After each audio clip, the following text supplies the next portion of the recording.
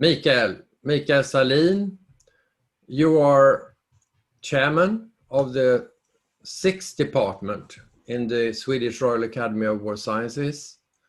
I'm vice chairman. We have together worked for more than a year now on the project that we are going to present to you, which now has resulted in yet another publication, and namely about the southern dimension of European security. You have a background as a state secretary in the Swedish Ministry of Defense. You have been ambassador to Turkey and Serbia. You have been Director General of the Folke Bernadotte, founding, I think, Director General of the Folke Bernadotte Academy. So you have a broad, and I worked for the EU for many years, and before that in the Swedish Ministry of Foreign Affairs. So together, I think we have been able to pool some ideas and some resources and spoken to a lot of people in the academy and outside the academy, bringing forward this product, which is part of a broader spectrum of projects in the context of the academy, dealing with everything from military aspects to civilian aspects of defense. And our department, of course, is, I would say, a rather eminent collection of specialists, also high-level specialists, former prime ministers, foreign ministers, and other diplomats, ambassadors, researchers, and others, professors in the disciplines that are most relevant for what we now are talking about. So I'm going to show you now a letter from our governor of the academy, our president of the academy, the former Chod, the commander-in-chief of the Swedish Armed Forces, General Göransson, who is introducing the book, saying that it is perhaps a bit unusual in the sense that what we have been doing before in the academy on this has been very much directed to serving some views on what we should do in terms of Swedish defense, mainly focused on the East-West dimension. And now we are focusing in this project more on the sort of challenging this more traditional perspective by looking more at the European perspective. And in this context, the vital question about the southern dimension of European security and global security. And of course, this is not the normal discourse in Sweden, where the issues of the future of Africa, Middle East, and so on, very often is discussed in development terms or in other non-military terms. But we believe that it is a perspective which is becoming increasingly important for Europe and indirectly for Swedish security. So maybe you would like to say, reflect a little bit on how you see this book, this product that we are now putting forward. Thank you, Lars-Erik Lundin, Vice Chairman and long-standing expert on international affairs, mainly in the framework of the European Union and other multilateral formats. Yes, I think that flowing from what you just said, the effort now is not to replace traditional perspectives on security of Sweden, but to complement with perspectives that we feel strongly need to be looked into more, because the point of departure of this whole project is about what Sweden as a small country in the north of Europe needs to do and can do by way of adapting to trends of security in Europe, but also how can we contribute. It's natural for us now to not look upon the southern dimension as something that is antithetical to the east-west dimension.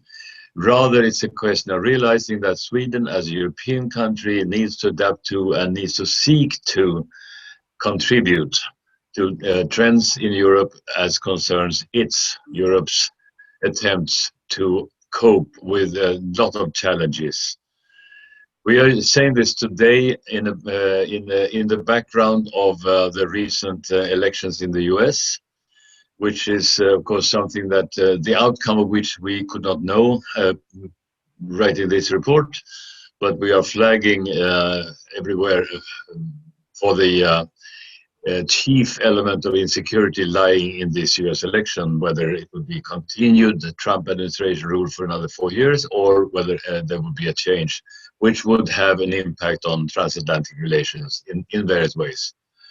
So we are seeking to broaden the security concept in the traditional North European sense, while realizing that the issues pertaining to the southern dimension needs to be, and is in fact also being, securitized. It's not soft security versus hard, it is both.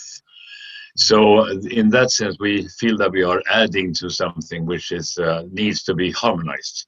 Yeah. If I now will show the summary, the list of content of the report to give a more concrete picture of what we have tried to do. First, to say that we have written in English deliberately in order to reach out and try to establish contacts not only with our corresponding members who are sitting in different countries of the world, all the way from Washington to Moscow, and also to reach out to others who might be interested in having a dialogue with us, other academies not least. So we have an executive summary, rather voluminous executive summary for those who don't have time to read the whole thing. We have a Swedish summary. We have a conceptual, purpose-oriented discussion in the first chapter dealing with the main concepts and the context in which we are situating the report. And of course, the issue of both long-term and short-term trends, including mega trends, and including, of course, up to basically the US elections. We have not been able to take into account the result of the US election, but we believe that the transatlantic dimension is fundamentally important. We then enter into the challenge part of the report. Crucial interrelationship between flow security on the one hand and conflicts. And you will say a bit more about that shortly. And then the other main part of the report is about the responses, European responses on different levels and in different dimensions, going from multilateral, thematic, actor-oriented, seeing EU and Europe both as an arena and as an actor. So maybe I should stop there and give you an opportunity to reflect on the structure of the report. Yes, you already stated the main structural component, which is the division in the Toynbee style between challenges and responses. You remember Arnold Toynbee's famous historiography at the time. Carefully, of course, yes. And I think we both think that is a very fruitful way to approach security, to state the challenges and then to discuss responses in terms of both who is the responder, the responding actor, and we are using the word Europe with RUP in parentheses in order to stress that in some cases the issue of whether it is the EU collectively, multilaterally, or individual countries individually or in groups that are the actors. But regardless of that, for Sweden as a country, we need to adapt to this. So responding in various ways, depending on also the distinction between shorter term crisis management and longer term capacity building, is another fruitful way to sort of sort out things, to distinguish between key components. And as we discuss crisis management, or in fact both dimensions, in time The issue is to distinguish between immediately security relevant conflicts in the near abroad of Europe, which Europe cannot ignore having to face and to be active on in a context where the US, you might say also the global powers, have tended to not any longer be ready to contain the near abroad conflicts like in Syria, like in Iraq, like in Libya, for example, so that it leaves Europe with no option but to seek to be actively involved as a preventive measure, hoping to stall those conflicts from spilling over into Europe, or otherwise develop into things which would be very detrimental to European security. And also, if you talk about conflicts, then we also talk about flow security, because the global flows and the regional flows tend to be root causes of the conflicts that exist.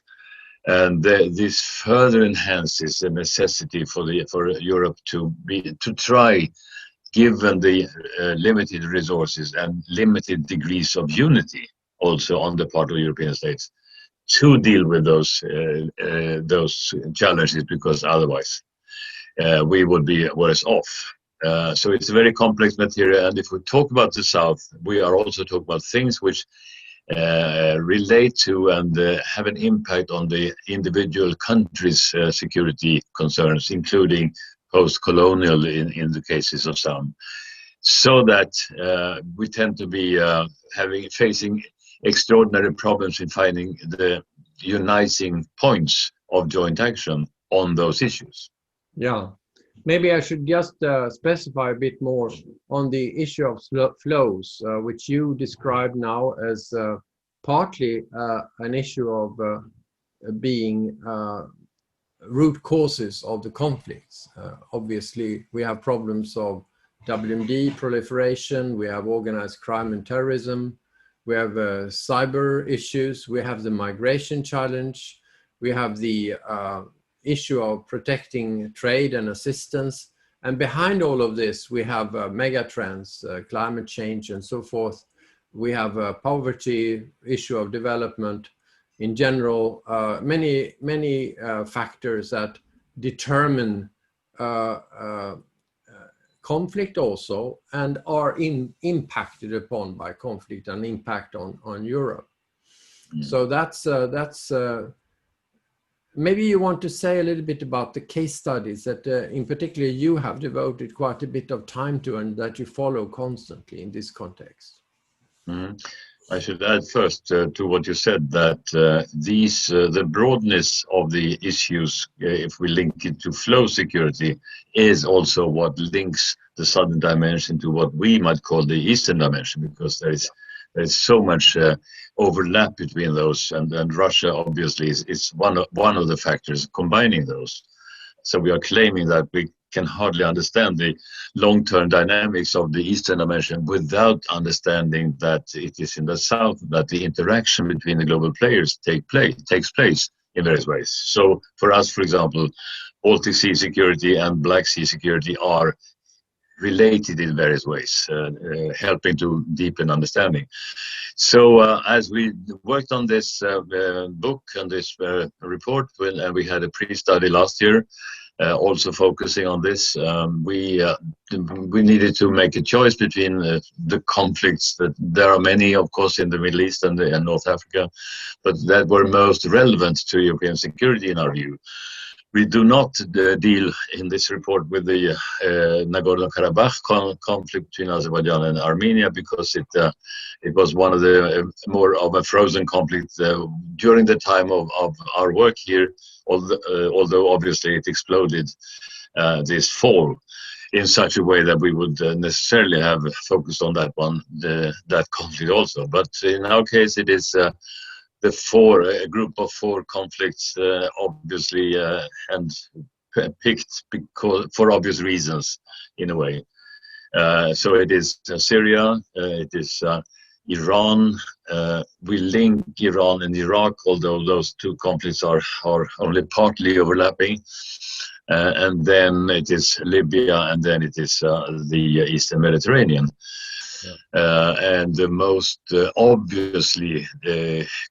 obvious connection is between European security and these conflicts is with the conflict in Libya and in the conflict within the Eastern Mediterranean, because in those two conflicts it relates concretely and immediately to the security of EU member states. In the case of Eastern Mediterranean, it's obviously Greece and Cyprus, and in the case of Libya, it is southern European states, France and Italy, especially having various kinds and degrees of interest involved in this nowadays multilateral conflict configuration. We should add here also that, and we point out that very clearly, that there are ups and downs in terms of escalation, de-escalation going on even as we work to this report. So in the case of Libya, that we are now in a situation where there are peace talks underway in Geneva and in Morocco and where not. Which is fine. It doesn't mean that the problems are solved in a long-term way, but it is a vastly important thing for there to be at least a de-escalation process. And in the case of, for example, Eastern Mediterranean, acute situations interplay with less acute ones. So there are variations. One has to analyze those in a little bit more long-term terms, trying to understand their dynamics. Yeah. But these are the kinds of conflicts which need to involve the European countries and the EU, and this is the overwhelming simultaneousness of these conflicts, also simultaneously with the Belarus situation, is what propels Mr. Borrell, the foreign affairs chief of the EU, to talk about being engulfed in flames, which we chose to pick as our title for this report. Yeah, and we are stressing generally that we are facing an extraordinary deterioration of security in Europe, as in a step-by-step process in the last 4 years. We'll see what the US elections will do about that, but this is the basic trend that we have perceived of, and which is the point of departure of this report. Yeah, when we prepared for the initial version of this report, we had an earlier publication we also did on the situation in the region. You made some prediction yourself about what might happen in Idlib, the humanitarian catastrophe, which then actually happened some months later. And in general, you focused very much on the role of Turkey, and we have a special section about Turkey as a variable here. You can see Turkey as very important in almost all the contexts that we are mentioning, including Iraq. And this development of the situation in and around Turkey has made the whole discussion much less of an academic exercise that might have been seen as an academic seminar discussion a couple of years ago, although Turkey already at that point was important, of course, for the EU. But now it's a vital topic in many European Council discussions, and it brings us over to the response part of the small book. The very fact that European leaders and world leaders are constantly challenged, trying to situate themselves in relation to Turkey and what Turkey means for the region, and the situation of Turkey having developed in a very, very unfortunate direction in the last years. Maybe you want to say a few words about that, since that's one of your key interests. Well, I can only subscribe to what you said about the role of Turkey. We use the word the Turkish variable, because it is a variable in the sense of both independent and dependent variable, as the political scientists like to talk about, both being the result of something and the cause of something. And with the forward-leaning policies that are conducted nowadays by the incumbent regime in Ankara, the Turkish variable has tended to take on a new dimension compared to the past, when Turkey was securely anchored in NATO, being the main actor to stabilize the southern flank, as is the NATO language, and also as a candidate member of the EU. And the prevailing view at the time, of course, concerning the EU, was that a Turkey that has adapted to the acquis communautaire of the European would be an enormously advantageous asset for Europe and for European security.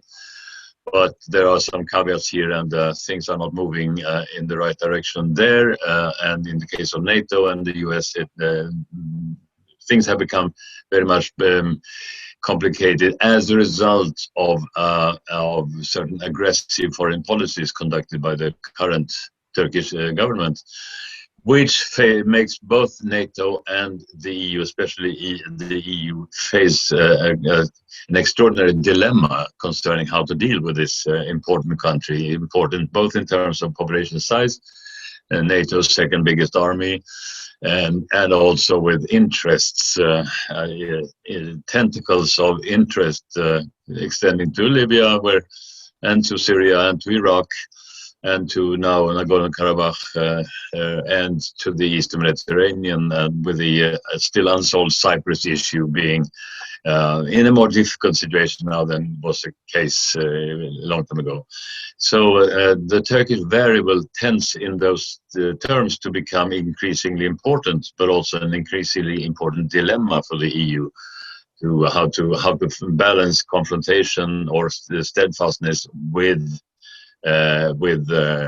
dialogue, let's say, because Turkey is not going away, so one has to have a relation. And the migration issue, of course, is a major point there, dictating a lot of the German position on this as compared to the French position on this. So it is also in the Turkey policy issues have an impact on internal dynamics of the EU as well, in various ways. So to bring it back a little bit to Sweden, if people in Sweden wonder about what's the importance of this for all of this for Swedish security policy, obviously we have again here the link to the East, in the sense that what Turkey does, it doesn't just do vis-a-vis NATO or the EU, it also does it vis-a-vis Russia. Some part of it is cooperation, some part of it is competition or even conflict in various arenas, and that has obviously an importance in Moscow that needs to be factored into any analysis of conflict prevention, conflict management, and conflict resolution. So that's one part of it. The other part is the term that you mentioned, balance. What we call a painful balancing act in the report, focusing on the fact that we have to, on the European side, we have to think about acting across the whole spectrum of non-military, ranging to also defense-related measures that need to factor in questions like how much of this relationship to Africa and the Middle East is and should be security policy. Or how should we delimit our discussion? What is fruitful and constructive to bring into a holistic, comprehensive approach in our relationship to these regions? And there we have coined a new concept that you might want to introduce, Mikael. You mean comprehensive approach? Yeah, 2.0. 2.0. Wow. Yes, I should first introduce another concept pair that we are working with, which is action reaction, and the way there is interaction between those two in various ways creating the dynamics of things. And we mentioned before the pair between deterrence and reassurance. That's another conceptual approach, which is somehow linked, of course, to action reaction. And then you have the short-term crisis management and longer-term capacity building. If you combine all these into a whole, it becomes a sort of three-dimensional matrix, perhaps, if you try to visualize it. But then realize that we need to broaden, as I said, the concept of security when dealing with what Sweden and Europe are facing. But you also have to securitize in various ways policies towards the south, which used to be divided between aid policy and migration policy, and now there's realization that everything is somehow linked. And we're facing countries with painful choices, as you said.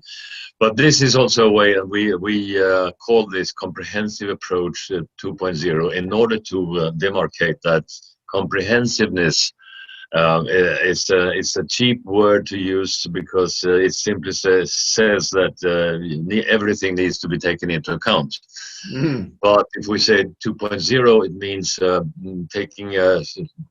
departing from older concepts of comprehensive approach, which tended to be compartmentalized into various policy areas, into a coherent whole, which needs to realize both the need for broadness of the concept, but also the need for assessing the security proper dimension into policy areas where everything belongs. So it is the analysts' right to coin concepts facing reality where this is easier said than done, but nonetheless this is what we are claiming in this report. Yeah, I mean, as an anecdote, I can say that when I started working on the issues related to comprehensiveness in the EU context, including discussions in the EU Military Committee in the early 2000s, people were talking about comprehensiveness to see, what can the civilians do for us during a military operations? And then we went further and started to discuss what happens after the end of a military operation. What follow-up measures are necessary? A traumatic problem that came up, for instance, in Libya later, and of course in Iraq. But then still the appreciation of the importance of the civilian measures were limited. And what we could see when we were doing interviews in our earlier project a couple of years ago, for instance, in Paris, was that people were starting to worry about, on the senior military levels as well, what happens with our societies? What happens with domestic stability in the face of these flows that we were facing, both terrorism, migration, and so on? And there was a need for a more holistic view, since we actually went into a situation where a number of countries in Europe had to deploy large military resources to even maintain domestic stability.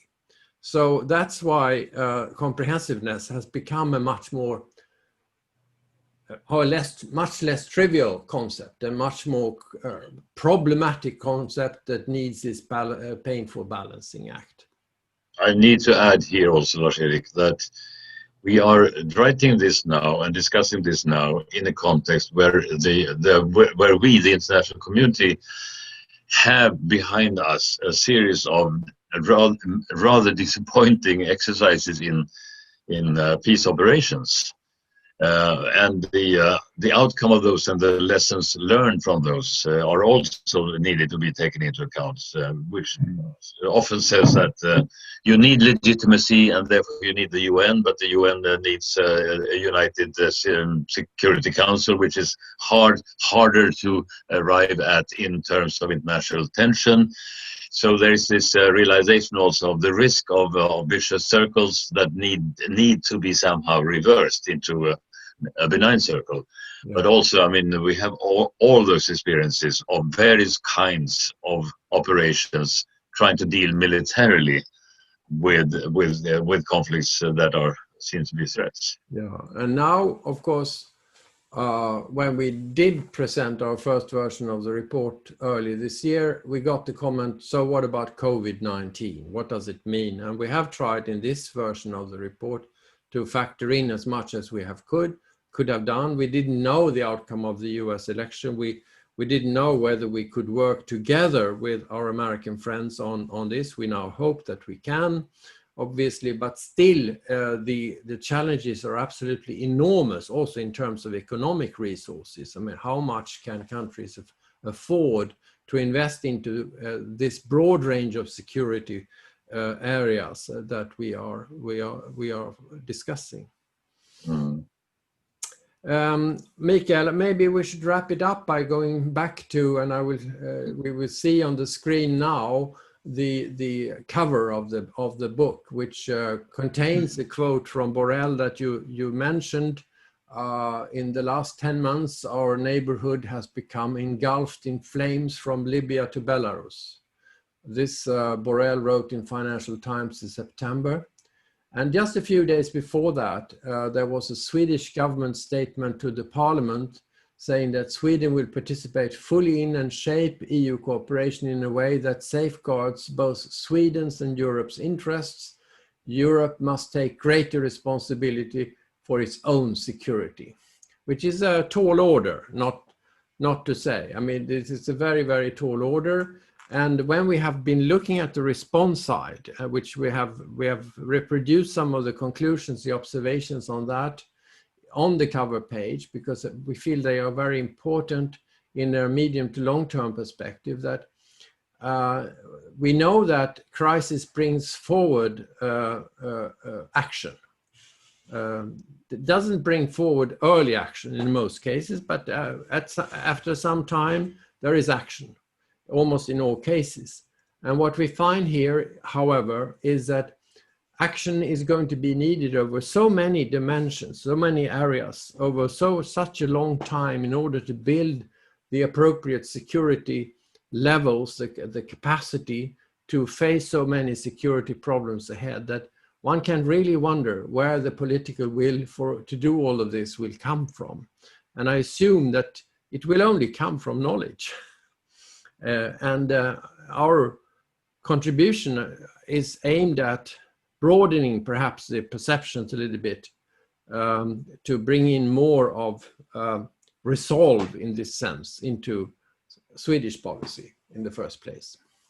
I might add here only that, of course, we are in this context, the context you're now describing, also talking about strategic autonomy.